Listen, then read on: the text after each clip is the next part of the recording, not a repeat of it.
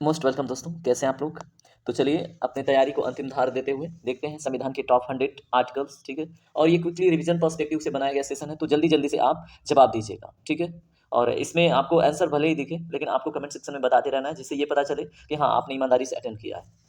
चलिए यहाँ पे फर्स्ट क्वेश्चन देखिए दोस्तों, क्या है। संविधान के किस अनुच्छेद के अंतर्गत इंडिया अर्थात भारत राज्यों का एक संघ होगा। ये प्रश्न पूछा जा सकता है क्योंकि आजकल आपको पता ही है, न्यूज़ में था। ठीक है, ये बात चर्चा में थी कि इंडिया अर्थात भारत क्यों, भारत अर्थात इंडिया होना चाहिए। ठीक है, तो इसमें अनुच्छेद 1 सही हो जाता है, तो आप याद रखेंगे इस बात को। ठीक है, और इसमें ऑप्शन नंबर बी करेक्ट हो जाता है, जिसमें ये चर्चा है। चलिए अगला प्रश्न देखिए, संविधान के किस अनुच्छेद में नए राज्यों का निर्माण और वर्तमान राज्यों की क्षेत्रीय सीमाओं के नाम में परिवर्तन करने की शक्ति के बारे में बताया गया है। तो दोस्तों इसमें राइट आंसर है ऑप्शन नंबर बी, अनुच्छेद 3 में। चलिए अगला प्रश्न देखिए, संविधान के किस अनुच्छेद में संविधान के प्रारंभ के समय नागरिकता के बारे में बताया गया है। तो दोस्तों अगर यहाँ पे बात करें तो अनुच्छेद 5 हो जाता है, और 5 से लेके 11 तक नागरिकता से रिलेटेड प्रावधान संविधान में दिए गए हैं। चलिए अगला प्रश्न देखिए, प्रश्न नंबर 4, संविधान के किस अनुच्छेद में विधि के समक्ष समानता का अधिकार बताया गया है। तो दोस्तों अनुच्छेद 14 में।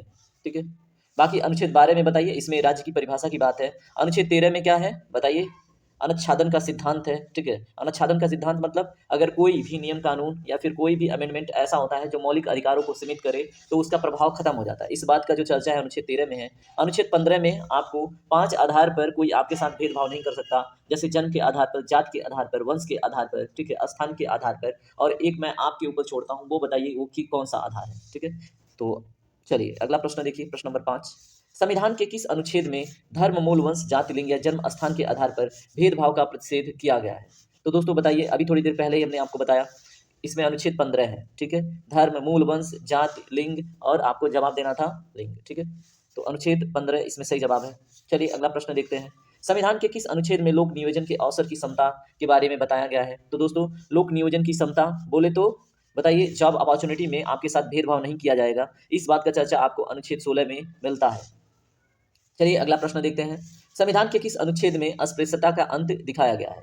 तो दोस्तों अनुच्छेद 17 में। ठीक है, तो जल्दी जल्दी से रिवाइज कीजिए। चलिए प्रश्न नंबर 8 देखिए, संविधान के किस अनुच्छेद में उपाधियों का अंत दिया गया है। तो दोस्तों अनुच्छेद 18 में। ठीक है, उपाधियों का अंत, जैसे पहले टाइटल हुआ करता था ना, राय बहादुर उपाधि होती थी, उसके बाद सर की उपाधि होती थी। ठीक है, तो ये सारी उपाधियों का अंत अनुच्छेद 18 में दिया गया है। बाकी अगर आपसे प्रश्न पूछा जाए भारत रत्न, पद्म विभूषण किस अनुच्छेद से संबंधित है, तो दोस्तों अनुच्छेद 18 ही है।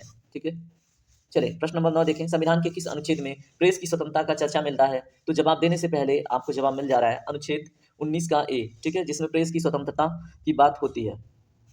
प्रश्न नंबर 10 देखिए, संविधान के किस अनुच्छेद में अपराधों के दोषसिद्धि के संबंध में संरक्षण के बारे में बताया गया है। तो दोस्तों ऑप्शन नंबर बी करेक्ट हो जाता है, अनुच्छेद 20 में। ठीक है, अपराधों के लिए दोष सिद्धि का प्रावधान अनुच्छेद 20 में है। चलिए अगला प्रश्न देखते हैं, संविधान के किस अनुच्छेद में प्राण और दैहिक स्वतंत्रता का संरक्षण के बारे में चर्चा है। तो दोस्तों ऑप्शन नंबर सी करेक्ट है, अनुच्छेद 21 में। ठीक है, प्राण और दैहिक स्वतंत्रता का संरक्षण जो है वो अनुच्छेद 21 में है। शादी से संबंधित, जैसे आप स्वतंत्र रूप से शादी कर पाए, उसका भी अधिकार किसमें मिलता है, अनुच्छेद 21 में ही। ठीक है, अभी जो आपका शिक्षा मौलिक अधिकार बना दिया गया है वो भी आपको किसमें मिलता है, अनुच्छेद 21 के ए में। राइट टू प्राइवेसी किसमें ऐड किया गया है, अनुच्छेद 21 के अंतर्गत। ठीक है, ये सारी बातें आप याद रखेंगे। चलिए अगला प्रश्न देखिए, संविधान के किस अनुच्छेद के अंतर्गत 6 से 14 वर्ष तक के सभी बच्चों को निःशुल्क अनिवार्य शिक्षा का अधिकार प्रदान किया गया है। तो दोस्तों ऑप्शन नंबर सी करेक्ट है, अनुच्छेद 21 का ए। चलिए अगला प्रश्न देखिए, अभी हमने चर्चा किया था ना, संविधान के किस अनुच्छेद में कारखानों आदि में बालकों के नियोजन का प्रतिरोध है। ठीक है, ये नहीं जा सकते, उनके लिए क्या है, प्रतिषेध। तो कारखानों में बालक नहीं जा सकते, तो अनुच्छेद 24 के अंतर्गत आपका कौन सा अधिकार है शोषण के विरुद्ध, बाल श्रम के विरुद्ध। ठीक है, और अनुच्छेद 23 में क्या है दोस्तों, बालात श्रम। ठीक है, यानी कि किसी को बंधुआ मजदूर नहीं बनाया जा सकता। इस बात की चर्चा आपको अनुच्छेद 23 में मिलता है, और बाल श्रम वाला जो मैटर है वो किसमें मिलता है, अनुच्छेद 24 में। ठीक है, चलिए अगला प्रश्न देखिए, मानव का दुर्व्यवहार और जो बेकार मजदूरी, बालात श्रम, अभी हमने बात किया, तो उसको किस अनुच्छेद के अंतर्गत प्रतिषेधित किया गया है। तो दोस्तों इसमें ऑप्शन नंबर सी करेक्ट है, जो मैंने आपको बताया। चलें अगला प्रश्न देखें, संविधान के किस अनुच्छेद में अंतःकरण और धर्म के अबाध रूप से मानने और आचरण, प्रचार प्रसार करने की स्वतंत्रता के बारे में बताया गया है। तो दोस्तों वो है अनुच्छेद 25। ठीक है, ये अनुच्छेद है, अनुच्छेद नहीं है। ठीक है, अनुच्छेद 25 के अंतर्गत अंतःकरण और धर्म के अबाध रूप से मानने और आचरण करने की स्वतंत्रता है, प्रचार प्रसार और मैनेज करने की स्वतंत्रता आपको 26 के अंतर्गत मिलेगा। ठीक है, तो इतना याद रखें। चलिए प्रश्न नंबर 16 देखें, अल्पसंख्यक वर्गों के हितों का संरक्षण के बारे में किस अनुच्छेद के अंतर्गत चर्चा मिलता है? तो दोस्तों अनुच्छेद 29, ठीक है, इसको भी आप याद रखेंगे। चलिए अगला प्रश्न देखते हैं, संविधान के किस अनुच्छेद में संवैधानिक उपचार का अधिकार है? तो मैंने आप लोग को पढ़ा रखा है कि बाबा साहेब अम्बेडकर इसी अनुच्छेद के बारे में संविधान की आत्मा का उल्लेख करते हैं, ठीक है। तो अनुच्छेद 16 या अनुच्छेद 32 है, ठीक है, और इसको याद रखिएगा, ठीक है, अनुच्छेद 16 बाय मिस्टेक। तो अनुच्छेद 32 के बारे में क्या कहते हैं बाबा साहेब अम्बेडकर की? अनुच्छेद 32 संविधान की आत्मा है, ठीक है। चलिए प्रश्न नंबर अगला देखिए, प्रश्न नंबर 18, भीमराव अम्बेडकर ने संविधान का हृदय आत्मा किसे कहा? तो हमने देख लिया, ऑप्शन नंबर बी, ठीक है, तो याद रखेंगे। चलिए अगला प्रश्न देखिए, ग्राम पंचायत का प्रावधान किस अनुच्छेद में बताया गया है? तो दोस्तों अनुच्छेद 40, ऑप्शन नंबर बी, ठीक है। चलिए अगला प्रश्न देखते हैं, संविधान के किस अनुच्छेद में कार्यपालिका से न्यायपालिका के पृथक्करण के बारे में बताया गया है? तो दोस्तों अनुच्छेद 50, ठीक है, और ये यूपीएससी 2020 में भी दोस्तों पूछा हुआ है, ठीक है। ये बहुत सिंपल सा क्वेश्चन है, लेकिन आपको याद नहीं रहता तो दिक्कत हो जाती है। चलिए अगला प्रश्न देखते हैं, भारत के संविधान में कितने मूल अधिकार दिए गए हैं? तो दोस्तों वर्तमान में कितने हैं? 6 हैं, ठीक है, लेकिन जब संविधान बना था तो 7 था, और उसके बाद जो राइट टू प्रॉपर्टी था दोस्तों, तो उसको निकाल दिया गया, ठीक है। तो ये भी आप याद रखेंगे, और यहाँ पे कुछ इंपॉर्टेंट बातें हैं, इनके बारे में आप पढ़िएगा, ठीक है। 7वां मौलिक अधिकार 44वें संविधान संशोधन 1978 द्वारा क्या किया गया? निकाल दिया गया, और जो क्या था? राइट टू प्रॉपर्टी था, जो संपत्ति का अधिकार था, वो भी पहले मौलिक अधिकार था, उसको अब अनुच्छेद 300 क में जोड़ दिया गया है, ठीक है, और वो एक कानूनी अधिकार है, अब याद रखेंगे। चलिए अगला प्रश्न देखिए, भारत के संविधान में निर्देशक तत्वों का प्रावधान किस अनुच्छेद में दिया गया है? तो नीति निर्देशक तत्वों का प्रावधान दोस्तों अनुच्छेद 36 से लेकर 51 के बीच में दिया गया है। अगला प्रश्न देखते हैं, भारत के संविधान में मूल अधिकारों का उल्लेख किस अनुच्छेद में दिया गया है? तो अनुच्छेद 12 से 35 के मध्य दिया गया है। चलिए अगला प्रश्न देखते हैं, संविधान के किस अनुच्छेद में मूल कर्तव्यों के बारे में बताया गया है? तो अनुच्छेद 51 के क में, ठीक है, और ये बात कब की है दोस्तों? अगर हम बात करें 42वें संविधान संशोधन, ठीक है, 1978 की, ठीक है, 1976 की बात करें 42वें संविधान संशोधन में, तो एक स्वर्ण सिंह कमेटी का गठन हुआ था, जिसने अपने संविधान में मूल कर्तव्यों का प्रावधान लाया, और किस देश के संविधान से लेके आए? तो ये लेके आए थे स्वर्ण सिंह, यूएसएसआर बोले तो रसिया, ठीक है, तो याद रखेंगे। चलिए अगला प्रश्न देखते हैं, भारत के संविधान में कितने मूल कर्तव्य बताए गए हैं? तो दोस्तों वर्तमान में 11 हैं, लेकिन जब जोड़ा गया था तो कितने थे? 10, ठीक है, और अभी कितने हो गए हैं? 11, ठीक है। 11वां मौलिक कर्तव्य कब जोड़ा गया? 86वें संविधान संशोधन 2002 के द्वारा। अब 6 से 14 वर्षों को जो बच्चे हैं उनको क्या है? शिक्षा का अधिकार जो है वो मौलिक अधिकार है, ठीक है, और इसमें जो माता पिता है वो संरक्षक के रूप में कार्य करेंगे और उन्हें शिक्षा दिलाएंगे, ठीक है। चलिए अगला प्रश्न देखिए, संविधान के किस अनुच्छेद में भारत के राष्ट्रपति के बारे में बताया गया है? तो दोस्तों अनुच्छेद 52 के अंतर्गत ये प्रावधान है कि भारत में एक राष्ट्रपति होगा, ठीक है। चलिए अगला प्रश्न देखें, संविधान के किस अनुच्छेद में राष्ट्रपति के निर्वाचन की पद्धति के बारे में बताया गया है? तो ऑप्शन नंबर सी, यानी कि अनुच्छेद 55, ठीक है। चलिए अगला प्रश्न, संविधान के किस अनुच्छेद में उपराष्ट्रपति के निर्वाचन के बारे में बताया गया है? तो दोस्तों अनुच्छेद 66, ऑप्शन नंबर ए करेक्ट है। उपराष्ट्रपति का पद अनुच्छेद 63 में दिया गया है, लेकिन उनका निर्वाचन अनुच्छेद 66 में दिया गया है, तो कंफ्यूज नहीं होना। चलिए अगला प्रश्न देखते हैं, संविधान के किस अनुच्छेद में राष्ट्रपति द्वारा क्षमादान शक्ति के बारे में बताया गया है? तो दोस्तों अनुच्छेद 72 में क्षमादान शक्ति से रिलेटेड प्रावधान दिया गया है। चलिए अगला प्रश्न, महान्यायवादी के बारे में बताया गया है किस अनुच्छेद में? तो दोस्तों अभी आरओ में पूछा हुआ था, ठीक है, तो अनुच्छेद 76 में, इसको याद रखेंगे आप। चलिए अगला प्रश्न देखते हैं, संसद के गठन का जो प्रावधान है वो संविधान के किस अनुच्छेद के अंतर्गत है? तो दोस्तों अनुच्छेद 79 के अंतर्गत, ठीक है, संसद के गठन का प्रावधान है, और संसद 3 सदस्यों से मिलकर बनता है, ठीक है। एक तो राष्ट्रपति अनुच्छेद 52 के अंतर्गत, लोकसभा निम्न सदन अनुच्छेद 81 के अंतर्गत, राज्यसभा अनुच्छेद 80 के अंतर्गत, ठीक है। ये तीनों जब मिलते हैं, राष्ट्रपति, लोकसभा, राज्यसभा, तो बनता है क्या? बनता है संसद बनता है, ठीक है। तो अगर पूछे संसद के कौन कौन से अंग हैं, तो राष्ट्रपति, लोकसभा और उसके बाद राज्यसभा, ठीक है। चलिए अगला प्रश्न देखें, राज्यसभा का गठन किस अनुच्छेद में दिया गया है? तो अभी हमने देखा अनुच्छेद 80 में। चलिए अगला प्रश्न देखते हैं दोस्तों, लोकसभा की संरचना के बारे में बताया गया है, तो अनुच्छेद 81 में। चलिए प्रश्न नंबर 34 देखिए, संविधान के किस अनुच्छेद में धन विधेयक की परिभाषा है? तो दोस्तों अनुच्छेद 110 में धन विधेयक लोकसभा में ही पेश किया जाता है, इस बात को आप याद रखेंगे। और धन विधेयक लाने से पहले राष्ट्रपति से एक सम्मति ली जाती है, लेकिन लाने के बाद उसमें कोई भी परिवर्तन राष्ट्रपति के द्वारा नहीं किया जा सकता है, और धन विधेयक में कोई अमेंडमेंट राष्ट्रपति के द्वारा नहीं होता है, और इसकी जो अंतिम अगर स्वीकृति होती है या इस पे धन विधेयक लाने का जो प्रमुख श्रेय जाता है दोस्तों, लोकसभा के अध्यक्ष को जाता है, ठीक है। चलिए अगला प्रश्न देखते हैं, संविधान के किस अनुच्छेद में वार्षिक वित्तीय विवरण के बारे में बताया गया है? तो अनुच्छेद 112 बहुत महत्वपूर्ण है, ठीक है, वार्षिक वित्तीय विवरण के बारे में अनुच्छेद 112 में दिया गया है, जिसको हम क्या बोल देते हैं? जनरली बजट बोल देते हैं, लेकिन वो क्या होता है? एनुअल फाइनेंशियल स्टेटमेंट, वार्षिक वित्तीय विवरण, ठीक है, और इसमें इसी को हम बजट बोल देते हैं। अगर आपसे एग्जाम में पूछा जाए क्या बजट जो शब्द है संविधान में वर्णित है, तो आप कहेंगे नहीं, ठीक है। चलिए अगला प्रश्न देखते हैं, संविधान के किस अनुच्छेद में उच्चतम न्यायालय की स्थापना के गठन के बारे में बताया गया है। तो उच्चतम न्यायालय की स्थापना और गठन के बारे में अनुच्छेद 124 के अंतर्गत बताया गया है। दोस्तों आरओ के पेपर में एक प्रश्न पूछा हुआ था, उच्चतम न्यायालय का जो क्या है बताइए, अरे यार, उच्चतम न्यायालय का जो लेखागार है उसका प्रावधान किस अनुच्छेद के अंतर्गत है, तो अनुच्छेद 129 के अंतर्गत। ये आरओ के पेपर में पूछा गया था, ठीक है। अगर आपसे पूछा जाए जो हाई कोर्ट है, ठीक है, उसमें जो लेखागार है उसका प्रावधान तो अनुच्छेद 215 के अंतर्गत, ठीक है। चलिए अगला प्रश्न देखते हैं, संविधान के किस अनुच्छेद में भारत का नियंत्रक एवं महालेखा परीक्षा के बारे में बताया गया है, जिसको हम कैग बोलते हैं, कंट्रोलर ऑडिटर एंड जनरल के बारे में। तो अनुच्छेद 148, तो कंफ्यूज नहीं होंगे आप, ठीक है। और जैसे अटॉर्नी जनरल और कैग के बारे में लोग कंफ्यूज होते हैं, तो अटॉर्नी जनरल का प्रावधान अनुच्छेद 76 में है, ठीक है। और अनुच्छेद 148 में चर्चा है भारत का नियंत्रक एवं महालेखा परीक्षक के बारे में, ठीक है। अगर पूछा जाए भारत का जो पब्लिक पर्स है उसका रक्षक कौन है, तो कैग होता है दोस्तों, भारत का नियंत्रक एवं महालेखा परीक्षक होता है, ठीक है। अगर पूछा जाए आपसे प्रश्न जो पब्लिक अकाउंट्स की ट्विन सिस्टर कहलाता है, ठीक है, तो कैग का जो पोस्ट है वो पब्लिक अकाउंट्स का सिस्टर कहलाता है, ठीक है। चलिए अगला प्रश्न देखते हैं, राज्य के महाधिवक्ता के बारे में प्रावधान कहाँ पे किया गया है दोस्तों, तो अनुच्छेद नंबर 165 में किया गया है, याद रखेंगे आप। चलिए अगला प्रश्न देखिए, संविधान के किस अनुच्छेद में राज्यों के लिए उच्चतम न्यायालय के बारे में बताया गया है, तो अनुच्छेद 214 के बारे में, ठीक है। यहाँ उच्चतम न्यायालय में बोल रहा हूँ, उच्च न्यायालय के बारे में, ठीक है। तो अनुच्छेद 214 में उच्च न्यायालय के बारे में बताया गया है। चलिए अगला प्रश्न देखें, निम्न में से किस अनुच्छेद के तहत उच्चतम न्यायालय व उच्च न्यायालय को रीट जारी करने की शक्ति प्राप्त है, तो दोस्तों इसमें राइट आंसर हो जाता है अनुच्छेद 32 और 226 के अंतर्गत, ठीक है। तो ये भी आप याद रखेंगे।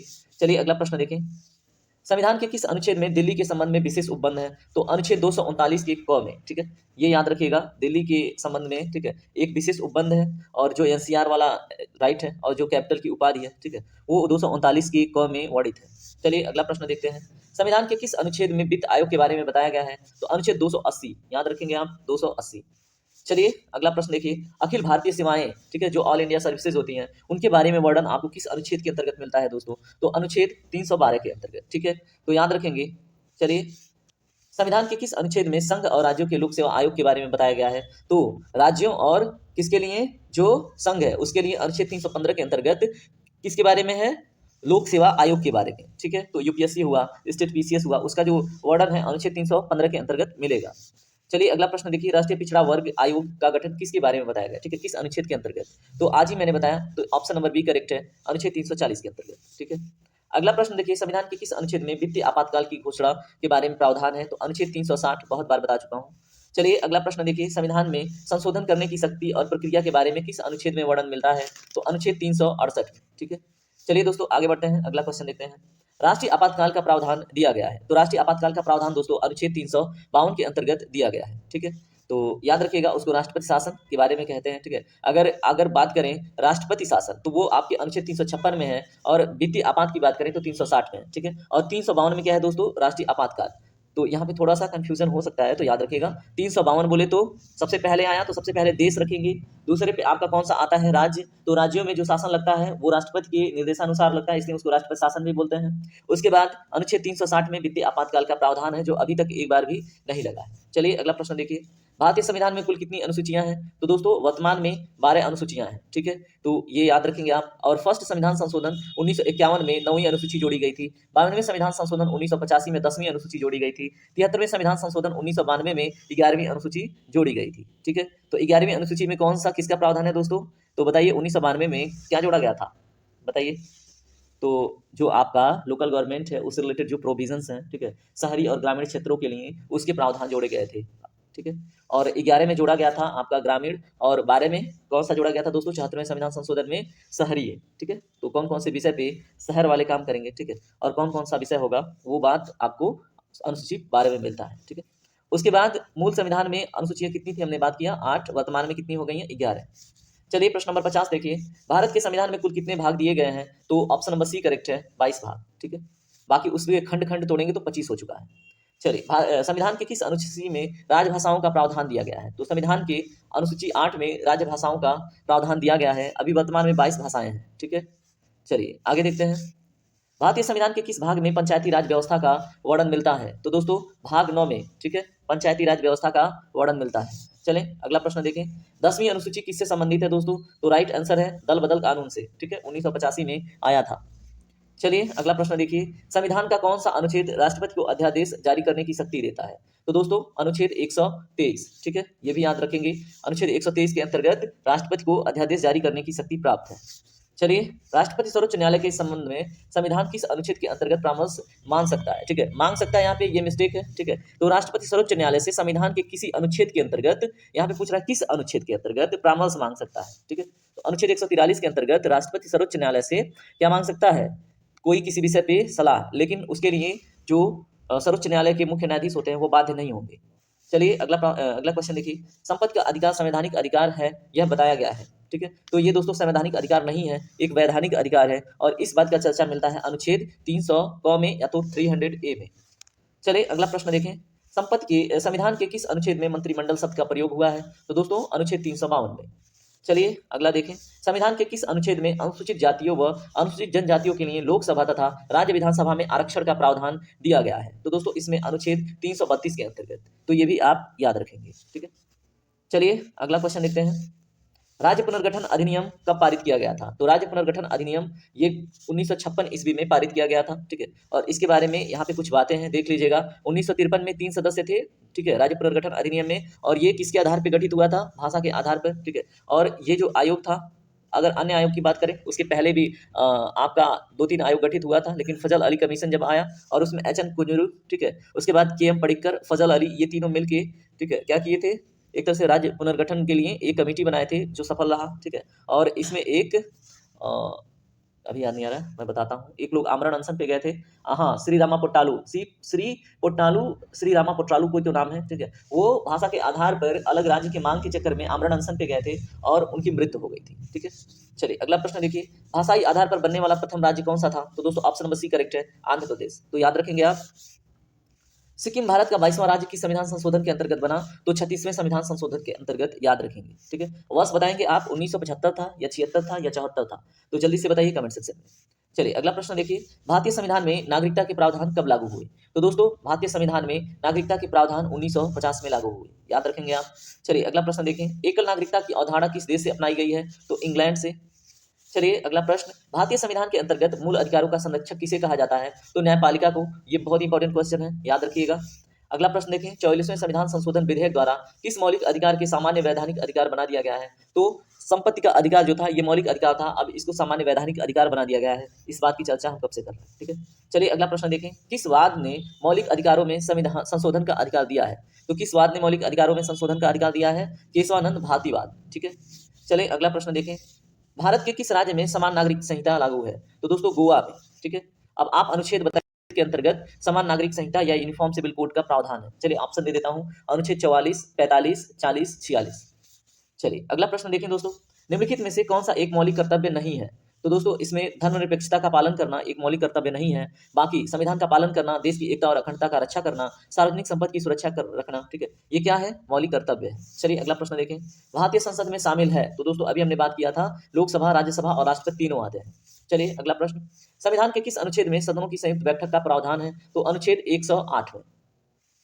चलिए, संघ की लोकसभा सदस्य बनने के लिए उम्मीदवार की क्या उम्र होनी चाहिए? तो दोस्तों कम से कम 25 वर्ष के आप हो जाते हैं, तब आप संघ की लोकसभा का सदस्य बन सकते हैं। भारत के राष्ट्रपति का त्याग पत्र किसे प्राप्त होता है और वो किसे सौंपता है? तो भारत के उपराष्ट्रपति को। चलिए अगला प्रश्न देखें, सबसे लंबे समय तक भारत के राष्ट्रपति कौन रहे हैं? तो डॉक्टर राजेंद्र प्रसाद, याद रखेंगे आप। राज्यसभा के सदस्य चुने जाते हैं तो दोस्तों 6 वर्ष के लिए। ठीक है, और इसी ने राज्यसभा को एक अस्थायी सदन के नाम से जानते हैं और उच्च सदन के नाम से भी जानते हैं। राज्यसभा का सभापति कौन होता है दोस्तों? तो उपराष्ट्रपति कोई भी हो वर्तमान में, वही राज्यसभा का सभापति बन जाता है। ठीक है, धन विधेयक को किस सदन में प्रस्तुत किया जाता है? तो दोस्तों निम्न सदन में। ठीक है, और कौन सा विधेयक धन विधेयक होगा, इसका अंतिम निर्णय कौन लेता है? जो लोकसभा का अध्यक्ष होता है, जो स्पीकर होता है। मूल संविधान में लोकसभा सदस्यों की संख्या कितनी निर्धारित की गई थी? तो दोस्तों मूल संविधान में 500, और वर्तमान में कितनी है? जल्दी से कमेंट सेक्शन में बताइए। सर्वाधिक लोकसभा सीटों वाली राज्य कौन से हैं? तो दोस्तों उत्तर प्रदेश है। ठीक है, और लोकसभा सीटों की संख्या जल्दी से बताइए। अगला प्रश्न देखिए, भारत के प्रथम उप प्रधानमंत्री कौन है? तो दोस्तों सरदार वल्लभ भाई पटेल। लोकसभा अध्यक्ष को पद की शपथ ग्रहण कौन कराता है? तो दोस्तों इसमें राइट आंसर क्या होगा, बताइए। इसमें लोकसभा अध्यक्ष को सदस्य के रूप में प्रोटेम स्पीकर द्वारा शपथ दिलाई जाती है, तो इसमें आपका राइट आंसर क्या होगा? और यहाँ पे लोकसभा अध्यक्ष की पद की शपथ ग्रहण, तो ये आपके राष्ट्रपति होते हैं, लेकिन कौन होगा, ठीक है, मतलब क्या बोलते हैं, किसको लोकसभा अध्यक्ष की सीट मिलेगी, ठीक है, वो वरिष्ठ नागरिक वरिष्ठ जनता देखते हैं, ठीक है, उसमें जो लोकसभा में मेंबर के रूप में होते हैं, और जो प्रोटेम स्पीकर होते हैं, अध्यक्ष चुनने से पहले जो कार्यभार संभालते हैं, वो भी वरिष्ठता के आधार पर चुने जाते हैं, ठीक है। अगला प्रश्न देखिए, प्रथम लोकसभा अध्यक्ष कौन थे, तो जीबी मावलंकर थे। भारत का प्रथम विधि अधिकारी कौन होता है दोस्तों, तो भारत का महान्यायवादी, अनुच्छेद 76 में इसका वर्णन मिलता है। संसद की प्राक्कलन समिति में कुल कितने सदस्य होते हैं, तो दोस्तों 22 सदस्य होते हैं। अगला प्रश्न देखिए, संसद की लोक लेखा समिति में कुल कितने सदस्य होते हैं, तो इसमें भी 22, 15 सदस्य लोकसभा से और 7 सदस्य राज्यसभा से। अगला प्रश्न देखें, सर्वोच्च न्यायालय के अधिकार क्षेत्र में वृद्धि करने का अधिकार किसे प्राप्त है, तो दोस्तों संसद को। चलिए अगला प्रश्न देखें, सर्वोच्च न्यायालय के प्रथम मुख्य न्यायाधीश कौन थे, तो हीरालाल जे कनिया जी। प्रश्न नंबर 87 देखें, राज्य की कार्यपालिका की शक्ति किसमें नहीं है, तो दोस्तों तो राज्य की बात करें तो राज्यपाल हो जाएगा, और संघ या देश की बात करें तो राष्ट्रपति हो जाएगा। चलिए अगला प्रश्न देखिए, महाधिवक्ता की नियुक्ति कौन करता है, तो दोस्तों महाधिवक्ता की नियुक्ति राज्यपाल करते हैं, ठीक है। अभी थोड़ी देर पहले हमने अनुच्छेद डिस्कस किया था, तो बताइए जल्दी से कमेंट सेक्शन में। संघ सूची का विषय है, तो दोस्तों इसमें जो न्याय है वो संघ सूची का विषय है, ठीक है। बाकी पुलिस, सीमा कर, फौजदारी विधि और प्रक्रिया ये राज्य सूची के विषय है। अगला प्रश्न देखिए, सरकारिया आयोग का संबंध किससे है, तो दोस्तों ऑप्शन नंबर बी करेक्ट है, केंद्र राज्य संबंध से। 1955 में गठित राज्यसभा आयोग के प्रथम अध्यक्ष कौन थे, तो बीजी खेर थे। कौन सी भाषा हमारे संविधान की 8वीं अनुसूची में शामिल नहीं है, तो दोस्तों अंग्रेजी। बाकी सिंधी, हिंदी, मराठी ये तीनों सम्मिलित हैं।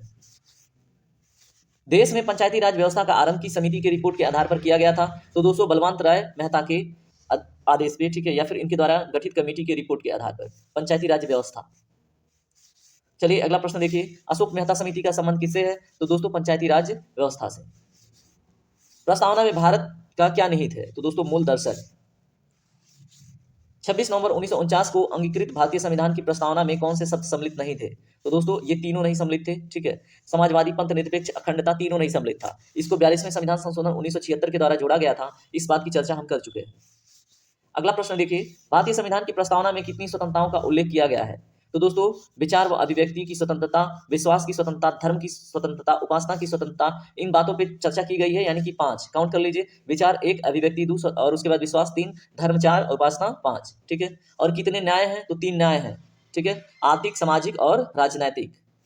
चलिए प्रश्न नंबर 98 देखिए, भारतीय संविधान की प्रस्तावना में भारत का कौन सा नाम उल्लेखित है, तो दोस्तों भारत और इंडिया दोनों नाम। प्रश्न नंबर 99 देखिए, प्रस्तावना में समाजवादी, पंथ निरपेक्ष और अखंडता शब्द की संविधान संशोधन के माध्यम से जोड़े गए हैं, तो हमने बात किया 42वां संविधान संशोधन। आपसे प्रश्न पूछा जाए कि निम्नलिखित में से मिनी कॉन्स्टिट्यूशन के नाम से कौन सा संविधान संशोधन जाना जाता है, तो 42वां संविधान संशोधन 1976। अगर एक प्रश्न और पूछा जाए कि किस संविधान संशोधन के अंतर्गत अगर हम बात करें और किस संविधान संशोधन के दौरान जो भारत की प्रधानमंत्री थी वो इंदिरा गांधी थी, ठीक है, तो याद रखेंगे इस समय इंदिरा गांधी ही थी, ठीक है, 1976 में। उसके बाद राष्ट्रीय आपातकाल भी उन्हीं के समय काल में पहली बार घोषित हुआ, ये भी याद रखिएगा, ठीक है। चलिए अगला प्रश्न देखिए, संविधान सभा ने सर्वसम्मति के उद्देश्य प्रस्ताव को कब पारित किया, तो सर्वसम्मति से उद्देश्य प्रस्ताव 22 जनवरी 1947 को पारित हुआ।